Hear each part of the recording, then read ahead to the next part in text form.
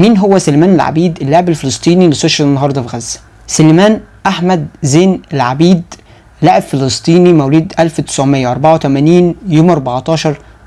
بدأ أحمد الكورة مع نادي اسمه خدمات الشاطئ وده كان في غزة، وبعدها أحمد راح لنادي اسمه مركز شباب الأمعري وده كان في الضفة سنة 2009 لحد سنة 2013 وخد معاهم أول لقب للمحترفين سنة 2010-2011. بعدها رجع سليمان لغزة وسجل أكتر من 100 هدف وخد الهداف سنة 15-16 و16-17 مع أندية زي غزة الرياضية وخدمات الشاطئ. لعب سليمان مع المنتخب الفلسطيني 24 ماتش، سجل فيهم هدفين بس فيهم هدف مشهور لأنه كان في اليمن، كان من دبل كيك وكان في كاس غرب اسيا 2010. سليمان كان لعيب جدا في فلسطين وكان مشهور ووصلت درجة شهرته انه اتسمى بيبي فلسطين او الغزال. وبعدها استشهد احمد الله يرحمه في يوم 6/8/2025 وهو مستني المساعدات الانسانية في جنوب غزة، وطبعا بسبب القصف الاسرائيلي. سلام.